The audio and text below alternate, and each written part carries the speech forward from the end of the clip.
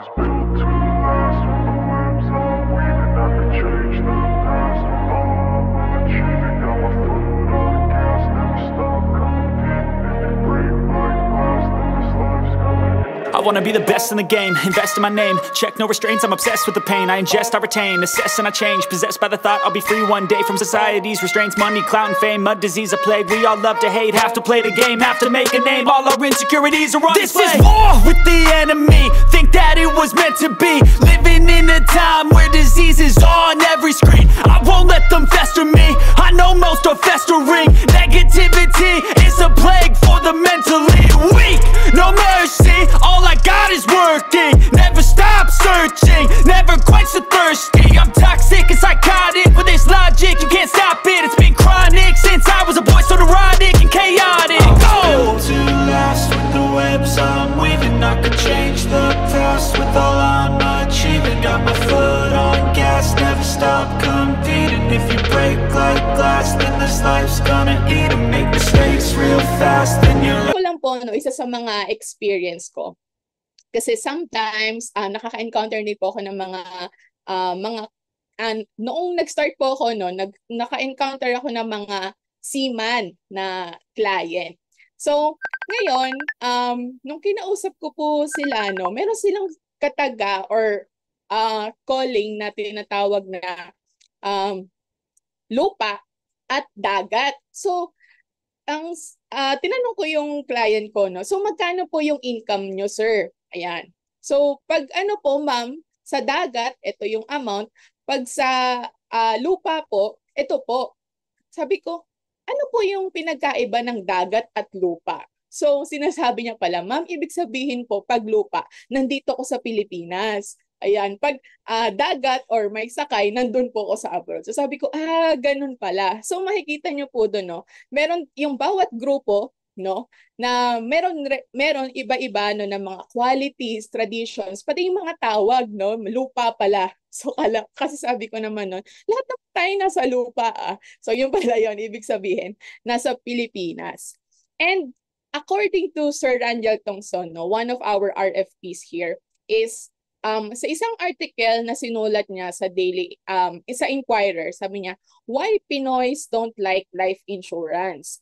And he said there, it's because of the limited trust in insurance providers. Some Filipinos may have reservations or mistrust towards insurance providers due to past negative experiences or concerns about potential scams. And building trust within the insurance industry is crucial to encourage Filipinos to explore life insurance options. So yun po yung sabi ni Sir Randall, no? And in short, ang sinabi niya doon is, a lot of Filipinos have trust issues with life insurance advisors that actually prevents them from getting a plan for their own or for their family.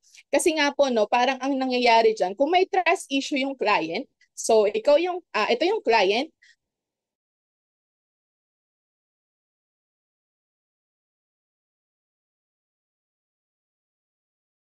that it becomes so hard to get into. So, may tanong po ako sa inyo, no? Familiar po ba kayo dito? Yan. Sige nga po, pa-type sa chat kung familiar kayo dito, ano po ba yung tawag dito, nakakita na po ba kayo niyan? Yan. So, ang tawag po dito, no, lalo na sa mga may sasakyan, so familiar tayo dito na it is what we call emergency hammer. So, ano po yung gamit nito? Ginagamit po siya, no, to break the glass of cars and vehicles. And kung makikita nyo po, no, dun sa part na may basag, ayan, no, if there's one thing you notice about it, is patulis po siya, may tip, no, a pointed tip na para po siyang pencil. And this tiny tip po, no, it breaks a car window so much easier and faster because all the force is naiipon po siya doon sa tip, and kumbaga may target yung hammer na to kung saan niya ilalagay lahat ng force. And the same thing with our business. Ganun din po ka-importante, no, na we have a target market, because then the barrier no, that the clients no, are putting between us and them, it will be easier to break kasi we have a focus on who is the specific type of people we are going to approach or sino yung target market natin we want to serve. Kasi eventually, no, we specialize in it and mas nagiging alam natin ano-ano ba yung mga qualities, mga traditions, and pati na yung mga, kumbaga, paano sila mag-function. No? Kaya very important po na we know who we want to serve. Then next. So next on the client base is to determine how are you getting leads right now. And this is still tied up with our point number 1, knowing who you will serve, which are your target markets. Because the thing is, your target market, they exist in one place. Okay? For example, di ba po, you can only find a doctor in a hospital, right? So you cannot find them sa what? Fire station. Di mo rin silang makikita sa mga farms, di ba? Kasi ang doctor, kumbaga, ang nature nila is they are in the hospitals. And the way you will get to these leads is when you know who they are, and next is where they are, and from there, you will know how you will get to them. And another thing, no, na I also want to share, itong tinatawag natin na loyal client advocates. So, meron din, it's time to, to ask ourselves, meron din ba tayong mga loyal client advocates? So, meaning, yung mga clients po ba natin nagbibigay ng referral? So, ito yung mga clients no, na who can articulate your value. Yan, talagang proud na proud sa'yo. Who are actively engaged in delivering referrals. So, sila po yung mga loyal client advocates. So, these are the clients who know you so well, ayan, and who are so invested in the success of your practice that they will advocate on your behalf and partner with you to identify a meaningful number of quality clients each and every year. So, identifying and converting po no, yung traditional client mo to becoming a loyal client advocate gives your practice a significant advantage over your competitors. Kasi if there are more referrals, of course, it can also help you increase your income more. But here's the thing, no? It's not enough that we have loyal client advocates.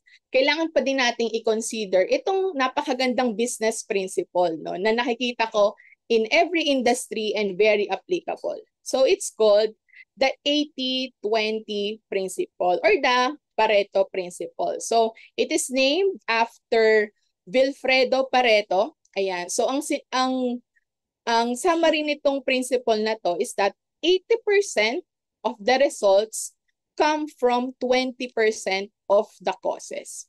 So let's say no, you have a client base, let's say 100 clients. And then identify there, sino ba tong mga loyal client advocates ko?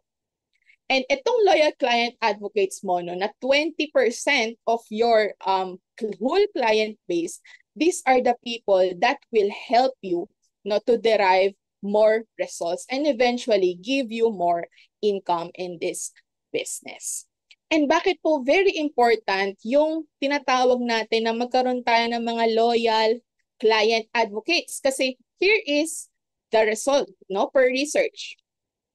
According to Forbes, companies with referral programs report 71% higher conversion rates. So imagine, instead no na kukuha ka pa ng client no, from cold, gagawin mong warm. Dito, if you have referrals and you know how to get referrals, your conversion rate goes up. And when your conversion rate goes up, so it also increases your revenue and also increases your income. But another most important, I would say, no, most important effect of your referrals is then your sales process becomes shorter kasi hindi mo na nga sila kailangan i-convert from cold to warm, ligawan, ganyan. No? And sabi nga, di ba, at least yung conversion na yon takes what? 30 to 45 days, no? And imagine with the referral, your sales process becomes shorter and more efficient. So it can drive more income faster to get your 6 figures. And last thing about the client base is to know how many clients do you have. Ayan, no, kanina na-mention ko, I have over 122 clients right now. Kasi we have to take this into consideration. If 120, the more clients you have, the more effort it will entail. Because for example, no, 122, let's say nagsabay-sabay yan magpa-servicing. So, saan na tayo mapupunta, di ba? So, more clients will entail more effort. Pero if you're like me, no, na nag-start po talaga ako, wala naman akong natural network, no? And main target ko are young professionals. And nagbi-build pa ako ngayon ng mga high net worth clients ko din. So, it's still important, no, to have more clients. Have more clients para nagsa-start ka. But then, eventually, no, kailangan isipin din natin yung, kumbaga, sustainability ng business natin. No? Balik tayo sa Pareto principle, no? Though we have hundreds of clients, only 20% din yung magpapalaki pa more ng business mo. And second, no? After client base, ano yung pangalawang factor that affect our income and insurance advisory business? It's yan, average case size and count, or simply yung case size and count. So, yung case size and count, this is the average, the base, no, of your revenue. And in business, for you to increase income, one of the best ways to do it is to increase your revenue. And revenue is, yan, so sales times price. So, according to corporatefinanceinstitute.com, no, revenue is the value of all the sales of goods and services recognized by a company in the period. So basically, yan nga, magkano yung ilan na benta mo at magkano yun per piece. And in our business, ang katumbas po nito is this. So your revenue is your case count, no, times your case size. And both case count and case size is directly proportional to your revenue. So ano pong ibig sabihin yan? Yan. Pag directly proportional, parehas po silang nakaka-apekto. So for example, ang case count ko ay tumaas, pero ang case size ko nag-retain lang siya. No? So tataas pa rin yung revenue ko kasi nakaka-apekto yan. Kung ano yung galaw ng case count ko or case size, yun din magiging galaw ng revenue ko.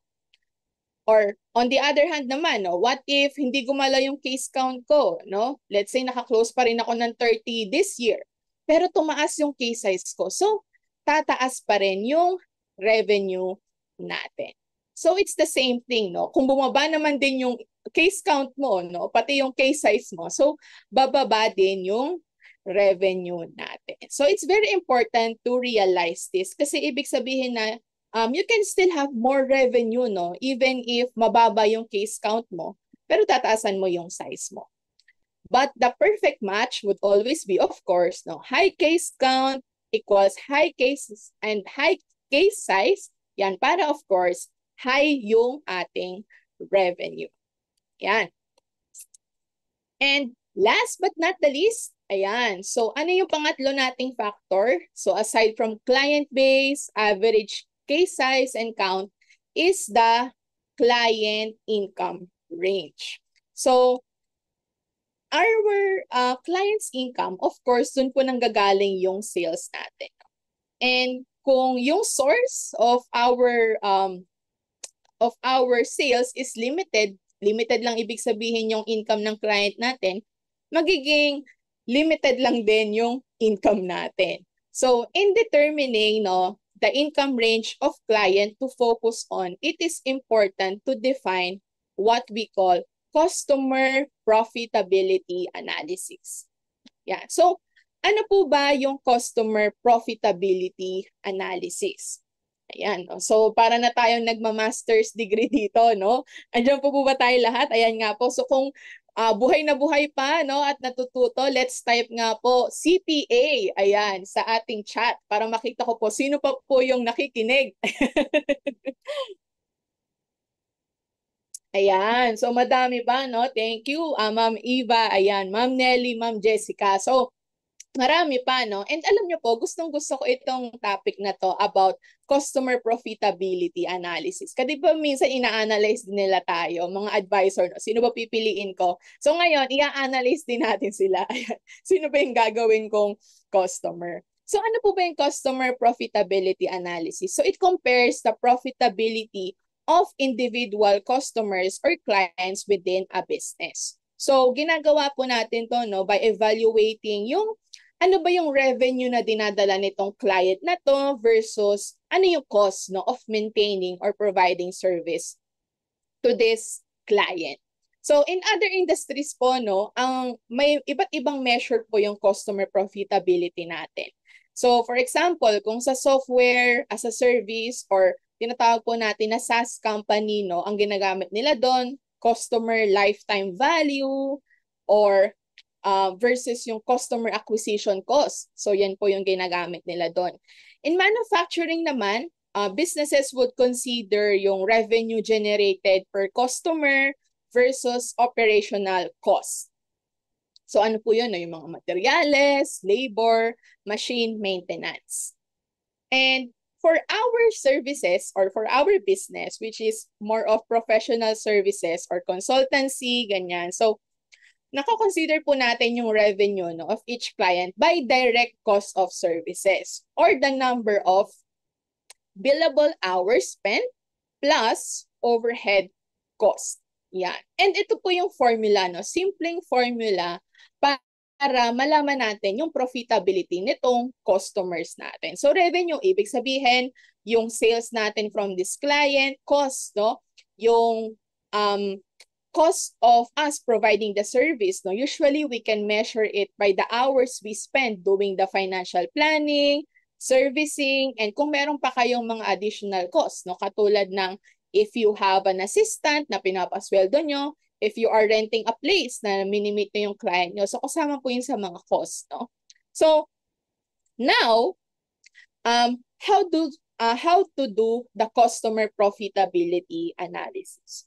So here are 5 steps po, no? 5 steps you can do for you, no, to be able to measure your customer profitability analysis. So this is by Lucia Bakik. So sabi niya, no, una, it's to gather data. So first, tayo po, no, we have to gather the relevant customer data and identify the main cost drivers. So ano po ba yung mga cost drivers na yan, no? Ito po yung nag-influence ng operational cost. So it can vary from one industry to another. So first, para sa atin, no, most significant cost driver natin is labor cost, no? Yun nga po, no. Kailangan tayo po, no, dapat alam po natin magkano yung presyo ng oras natin, no?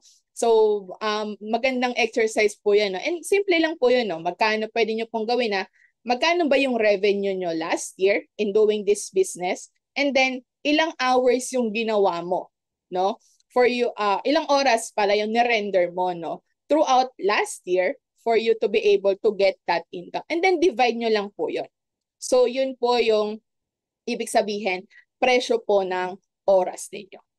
So, and for professional services, yun nga po, no, ito yung mga salaries. Again, kung meron kayong pinapasweldo ng secretary ninyo, admin assistant, ayan, katulad ko, meron ko pinapasweldo, ganyan. Or meron pa kayong mga investments in professional development. So for example, you came in here today, you paid for the webinar, no? So kasama po yan. Nag-take kayo ng RFP certification, no? So magkano yun? Kasama po yun sa mga cost ninyo. So yun po yung mga kailangan nyong i-consider. And pag na-total nyo na po yun, number 2, no, is to allocate the cost. So once you have identified it, allocate them per customer or client. And then kasama na din po pala doon yung mga overhead, no?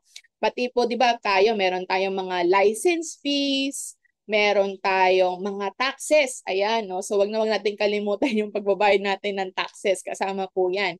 And what else, no? If you're like me, meron akong sarili kong accountant to do all my taxes. Kasama din yon.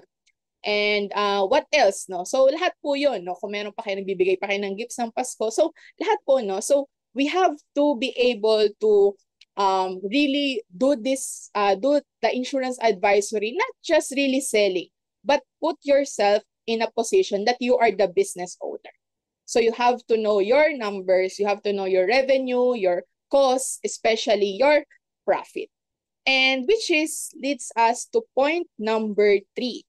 So it's all about calculating your profit margin. So simple lang po, no? Deduct po natin yung cost from our revenue. Yan. So yun po malalaman nyo. Ano ba yung profit margin nitong customer na to? And number 4, ayan. So ito is sa mga pinakamagandang part, no? So once na-calculate nyo na yan, you also now have to segment your customers. Yan. So malalaman natin, no? Sino ba, of course, yung una, malalaman natin sino ba yung pinaka-profitable na customer natin. O maybe we can put them on a range. Ito yung range 1, ito yung mga clients ko na pinaka-profitable. Range 2, ito yung mga medyo profitable, yung range 3. No? So ito yung mga naglap sa akin. Hindi. Ayan, so ito yung mga nagbigay ng sakit ng ulo. Ay, hindi pala. So ito yung mga hindi ako masyadong profitable. Ayan. So importante din po yun, no? Na alam natin para po maka-focus tayo. Of course, kasi we're talking about in this webinar, no, how you can drive more income and get to that 6 figures, no? So, and then, number 5, so ngayon, meron ka ng segmentation ng customers mo. Develop ka ngayon ng action plan, no? And by going back to what I have shared before, the Pareto principle, baka yung range 1 mo, sila yung mga, kita mo, no? Sila yung profitable, sila tayo nagda-drive ng business mo. Maybe the action plan that you should do is how you can develop this range 1 to loyal clients, advocates. No, pwede yon kasi it will help to drive more business, and most probably in my experience, no, kung ano yung caliber ng mga tao na yon, pag may ni-refer sila sa'yo, ganun din yung mga kaya nilang dali na business sa'yo. So, develop an actionable plan, no? And this includes tailoring your services, ayan, and your capacity plan on accurate data. So, one thing din po, no, just to share na ginawa ko is, sometimes I also do my personal webinars, no? And ginagawa ko po yun, binibigay ko po yun ng libre sa mga clients ko. Kung hindi kita client, may bayad ka. Ganyan. So, isa din po yun sa mga ginawa kong action plan to develop, to really renew relationship with my mga clients then. And from there, no, I get to connect with them more, and I also get to do financial planning reviews with them. So, mas nagiging maganda po yung relationship. And also, it helps me, no, to build more, I would say, to build more business, to be more profitable. Kasi from there, since it's a good service, I can get also more referrals from them. And with more referrals, katulad ng shinare ko kanina, no, it gets easier to close. Okay? So, now, okay. So, meron po tayong mini case study, no, this afternoon. Okay.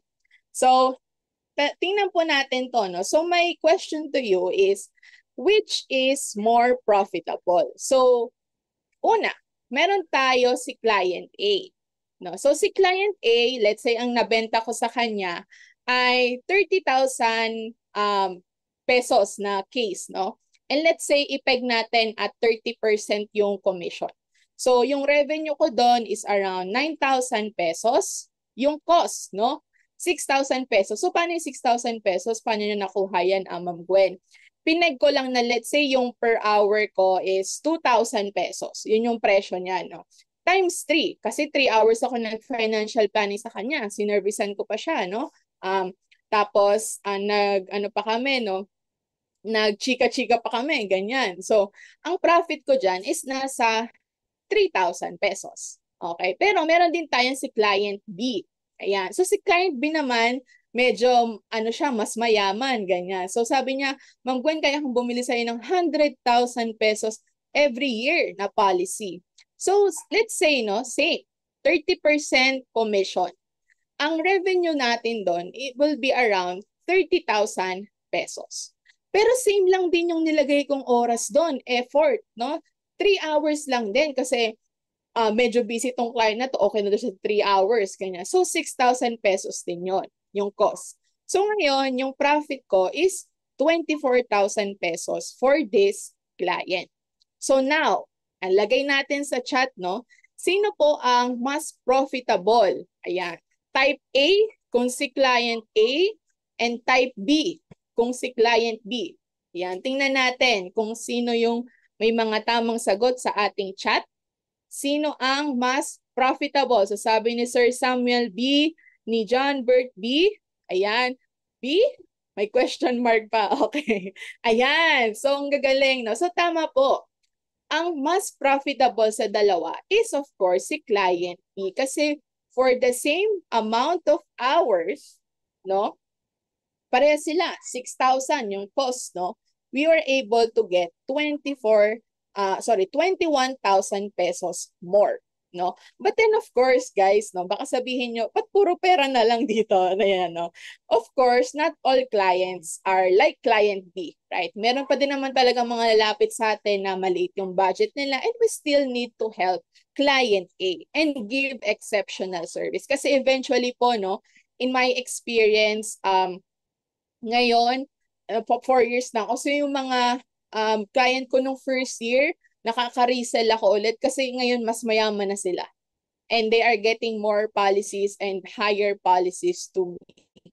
So, but again, to avoid loss, syempre gusto natin ng profit. And to avoid frustration in this business, let's put more effort and focus pa din on profitability. Yeah. And so with all of these 3 factors, we have client base, yung case size and count, and also the client income range. So may question po ako sa inyo, no? 1, 2, 3. Ano po sa tingin ninyo yung best factor that contributes sa income mo na dapat dun ka lang mag-focus? Sige nga po, tingnan natin sa chat, no? 1, 2, or 3. Ano sa tingin nyo yung best factor? Yan, na dapat dito ako mag-focus para ensure ko na 6 figures ako every month. Ayan, tingnan nga po natin. Okay, sino mga chat? Okay, sabi ni Sir John Bert 3. Ayan, so yung iba, ano sa tingin nyo? 1, 2, ayan. So, ngayon, no, ano ba ang pinakadapat mong pag-focusan dyan? So, 1, 2, 3. Actually, ang sagot ko po dyan is wala naman po talagang best dyan. So, what I want you to realize is that you can still make 6 figure in this business. Even if, let's say, katulad ko kayo, hindi ganun katataas yung client income range ng client. But, I can get more clients, I can have more policies closed in the same year. Or let's say, ano naman po kayo, doon po kayo sa mas marami kayong net worth, mga high net worth na mga clients natin. So mataas yung income range nila. So pwede din naman po yun, mas onti yung clients ninyo, mas onti yung case size nyo, pero dahil mas malaki, yan yung pinapasok nilang business. Sabihin po is kaya mo pa rin gawin yung 6 figure na yan. So again, there are a lot of ways to attain your 6 figure or more income in insurance advisory business by managing the 3 vital factors that affect your income. So it's possible. And yun lang po yung gusto kong sabihin sa inyo, kung kayo man po ay case counter katulad ko or hindi kayo, or meron kayo yung mga mas malalaki talagang business, and ako close, kayang-kaya po ninyo siyang gawin. And to further, solidify paano nyo pa po ito gagawin, meron pa po akong sa inyong 6 tips. Ayan, so to make insurance advisory a 6-figure business. So, eto po, yung abbreviation natin is HUSTLE. Ayan, so since side hustle nga po ito, no? So, para po matandaan ninyo, no? Ano nga ba ulit yung 6 tips na yun? Hustle. Ito yung kailangan kong gawin, no? Aside from understanding the business side of this insurance advisory industry. So, first, yan. It's called H, no? Hunger for legacy. So, curious po ko, no? We are around 42 here. Ayan, ang dami natin, no? Can you share, no? Nung pumasok kayo dito sa industry na to, ano yung pinaka naging goal nyo? So, naging goal nyo ba maging MDRT? Na-goal nyo bang magkaroon ng kotse? Sige, wala namang mali, no? Tingnan natin sa chat. Ano yung naging goal nyo? Ano yung gusto nyong naging legacy, no? Legacy nyo dito sa industry. Sige nga po, tingnan natin. O yung iba, no? Baka gusto lang makapag-resign sa full-time work niya or mapa-retire yung asawa niya. Ayan. So, tingnan nga po natin ano po yung legacy for you in this industry.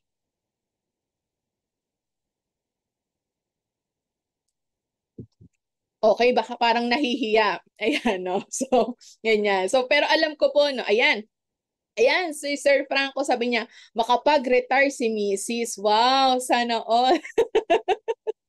No? Ayan, so nainggit na tuloy ibang Mrs. dito. No? Magpaparetire pala. Ayan, si Ma'am Christine, extra income. Ayan, si Ma'am Ana, extra income. So, ibig sabihin, no, lahat tayo, meron tayong goal, no? When we get into this industry. Ayan. So, tuloy Sir Chris. Ayan. Yan po ang aking agency manager. Ayan, si Sir Christopher Cervantes, one of the best RFPs in the Philippines. Ayan. So, nakabawi na ako, sir, ha? Ayan. So, what is the legacy for you in this industry? No? So, bakit po ba very important, number one, meron tayong hunger for legacy. Ang legacy po kasi, di ba, it's the mark that a person leaves on the world through their actions, values, contributions. So, yun yung lasting gift. And a life legacy includes, no, yung mga values and beliefs natin, life story, character, pati yung mga goals. So, yung sinabi nyo kanina ng mga extra income, maparetire si Mrs., kasama yan sa legacy natin. And of course, contribution, no? Ano yung person's career, accomplishment, volunteer work, and other contributions to society. And alam nyo po ba, bakit sobrang important, no, no hunger for legacy to have in this business? Because according to Chris Kirkpatrick, no, 93% of agents choose to leave this industry within 3 years. And kung titingnan po natin, no, bakit po kaya hindi nagkakaroon ng 6-figure income? Kasi baka naman umaalis ka agad, no, nang wala pang 3 years, no? Kasi hindi nga nila din, maybe hindi na nila na-understand ano ba yung gagawin dito, ano ba yung business side nito. And let's be real, no, a legacy is not something you can build over time within 3 years. So, kung nandito po kayo, no, and kayo po ay mga insurance advisor, I really encourage you, no, to be part of a circle of the agents who are here for 10 years, 20 years, no. One time I met an agent who is already 44 years. So, sabi ko, hindi pa po ako pinapanganak, agent na po kayo. Ganyan. And makikita nyo po, no, yung naging difference then in their lives of how this business helped them. So if you really want to have that income, it's just about income, no? You also have to know the legacy that you want to build, no? And one of the things, no, and that I am really grateful, no, to my AM, ayan, no, is when I joined, sinabi niya po ito. So sabi niya, do not quit until you were able to deliver a 10 million death benefit. So, ito pa lang po yung sinabi niya. So, sabi niya, wag kayo mag-quit kagad hanggang di kayo naka-deliver ng 10 million. So, kung isipin niyo yon, kailangan pala may kunin muna si Lord na client ko bago ako mag-quit, no? Pero biro lang po yun, no? So, it's all about the legacy. Kasi one of the best legacies, I think, it's to really have that impact and complete the sales process. Kasi po ang sales process, hindi po siya natatapos lang pag na-close mo na. Kasama po sa sales process is yung delivery ng claiming ng client. No? Kasi ano ba yung sinabi natin kanina? Ano included sa legacy? May values, may beliefs, meron kang contribution. And as insurance advisors, our contribution to our clients and to the society is for them to be able to experience ano ba yung ginagawa ng 1,000,000 ng 2,000,000 na pinag-ipunan nila for them and for them, for their families and for their goals. So yun po yung ating contributions to the society. And kailangan po nating i-define, define what legacy looks like to you in this business. So I hope holiday naman po this afternoon, So wag po nating hayaan matapos itong araw na to, na ma-define natin ano ba yung gusto kong iwan na legacy sa business na to, sa insurance advisory, sa mga clients ko, Aside from being MDRT, COT, TOT, branch manager, agency manager. So define nyo po yun. And very important po na alam niyo sa sarili niyo, ito yung gusto kong iwan, and gawin while I am here. Number 2, understand how the industry works. So I hope, and I really hope, na pumasok tayo dito, we know it's sales. It will involve talking to people, connecting to people, networking. It will involve people, and you have to be a people person. So, yon. Kung dati po, parang natutuwa kayo ngayon, ayan, kung natutuwa po kayo nakikinig sa akin, dati hindi po ako nagsasalita. Kanya, so natutunan ko lang din po itong skills na yan while I am on sales. And then, it's a financial industry, so dapat po tayo mismo equip tayo with financial terms. Hindi lang natin alam ang VUL, OL, or term.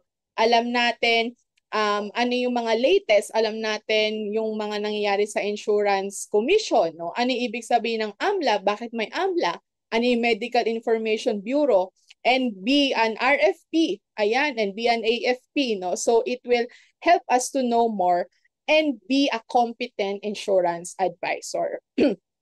And last, it's a servicing industry. So dapat alam din po natin makitungo sa tao. Ayan, paano maging kalmado. Yan, kahit inaaway na tayo. Ayan, paano maging kalmado, mag-maintain na magandang relationship sa mga tao. Kasi party po yan, ng ating industry. And of course, alam na po natin yung sales process. Pero usually po, pag pinibigay sa atin, leads, prospecting, setting appointment, financial planning, closing, hanggang servicing lang. So nawawala na po yung claim delivery. Kaya usually ang reklamo ng mga customers, nasa na yung advisor ko? Ayan. So ito po for me, ito po yung pinaka full cycle ng isang sales process sa insurance industry. And gawin lang po natin to repeatedly. Next is maintaining a monitoring sheet. So, yung inventory po natin dito are the names. Kung si SM, si Pure Gold, meron sila ng mga goods. Tayo, names yung monitoring natin. So, ako personally, meron po ako mine-maintain for my leads. Kita ko dyan, kailan ko sila in-approach, ano yung priority sa kanila.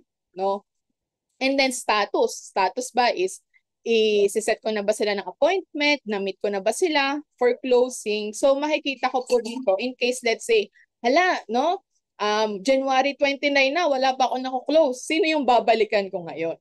Yan, para ma-close ko. And then, third po is to serve first. Yan, S, Because the one who gives most value wins. Give before you ask. And alam nyo po, one thing you can do is knowing what's important for them. Kaya nga babalik ako sa number 1 . Sino ba yung target market mo? Sino ba yung mga gusto mong iserve? Kasi ako, once I know, sino ba yung mga taong iserve ko, which are breadwinners like me, who I want to help them build generational wealth, naging easier na po yung pag-a-add ng value ko. And before 2020, ayan, nag-start ako ng Facebook page ko. Ngayon, meron na siyang 12,000 followers. May 59 reviews. So, these are from the people that I have met. Ayan. And from 2020, nagpo-post po ako 3 times a week. Now, I was able to expand it, and do more. And I'm posting 7 times content a week. And yung content ko po tailored sa market ko, which are the breadwinners. Ayan. So, nakaka-relate po sila. Yan. So, yun nga po, no, nagpo-post ako 7 times a week, Facebook, IG, TikTok, YouTube. So, paano ko po ginagawa yon? So, quick tip, no? You can write your thoughts in Facebook na parang post siya. And then, meron kang points 1, 2, 3. And then, ang ginagawa ko po doon, pag nasulat ko na, yun na yung script ko sa YouTube. Ngayon, yung script ko sa YouTube na yun yung long form. Then, ang gagawin po ng assistant ko is ikakat niya. Okay, point 1, point 2, point 3. And yung short form video, yun po yung napupunta ngayon sa Facebook, IG, and TikTok.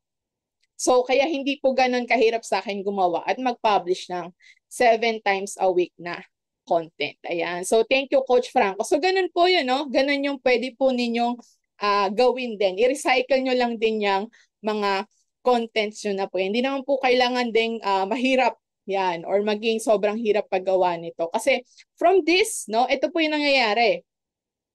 One time, may nag-viral akong post. May nag-viral akong post.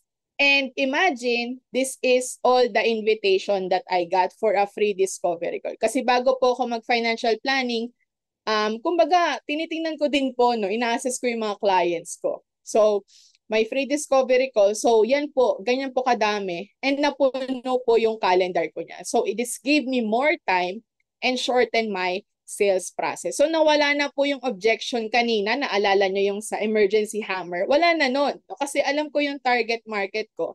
Pag nabasa nila yung post ko, ako pala yung target market nito. So, sige nga, tingnan natin ano to. So, nagkakaroon po ako ng mga appointments from that. And also, by doing that, by giving more value, so yun nga po, no, it gave me opportunities like this. Yan, makatabi si Matteo Gudicelli. Ayan, no? So, and then, nag-guest po ako sa unang hirit. One time for to speak more about breadwinners. And then, yung pangalawa po is, ang nangyari naman is more of commentator. Yan. So, yun din po yung maganda kasi nagbibigay ka ng value sa ibang tao. And number 4, ayan, so we are almost there, no? Time blocking.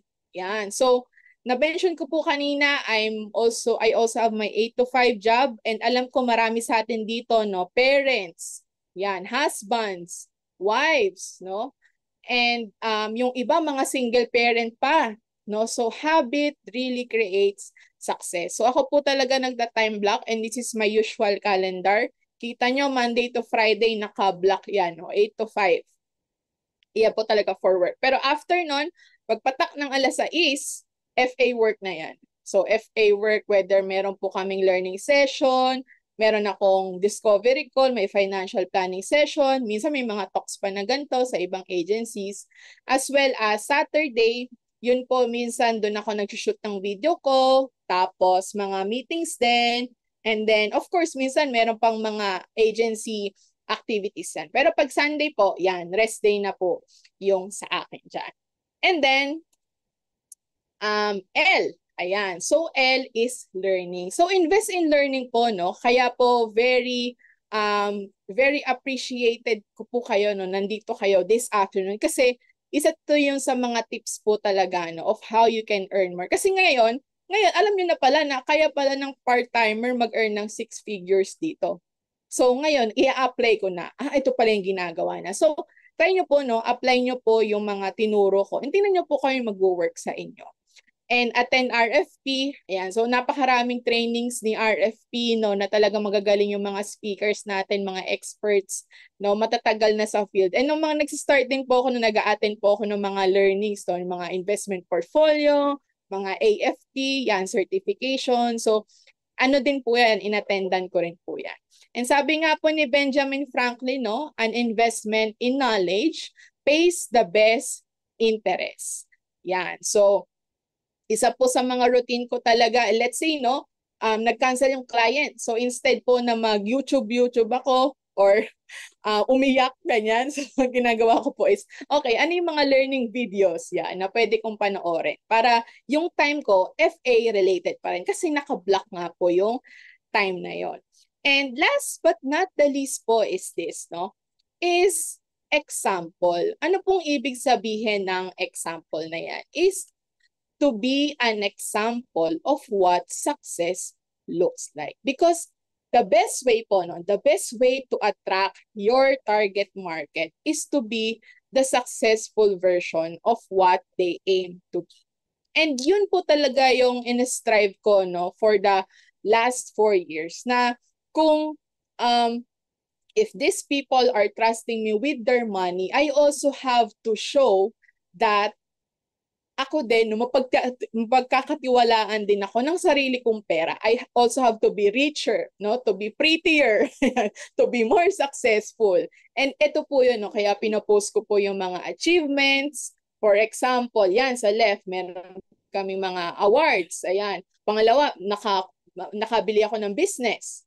Tapos, usually pa ang mga hinaing po ng mga breadwinner, no, hindi makapag-travel, hindi makapagpahinga. So pinopost ko pag nagta-travel ako, pag nagpapahinga ako. And natutuwa sila na, pwede palang mangyari yon.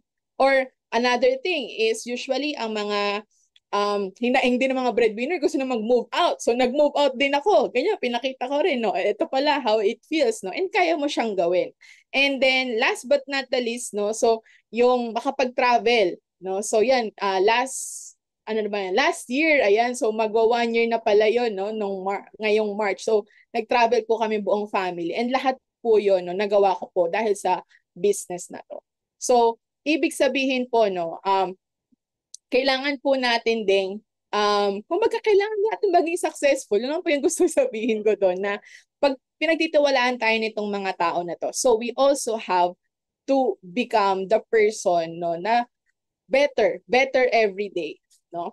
And yun nga po, nung tanong natin sa sarili natin, am I the person who my clients aim to be? Yan, so napakagandang tanong nito, no? Kaya, and whenever tinatanong ko tong sarili ko na to, itong tanong na to sa sarili ko, nakaka-push talaga, no? No, kasi kailangan mo, of course, mag-show up sa mga goals mo at the same time, tingnan mo din, itong mga clients mo na to, they see you as a person who is ahead of them.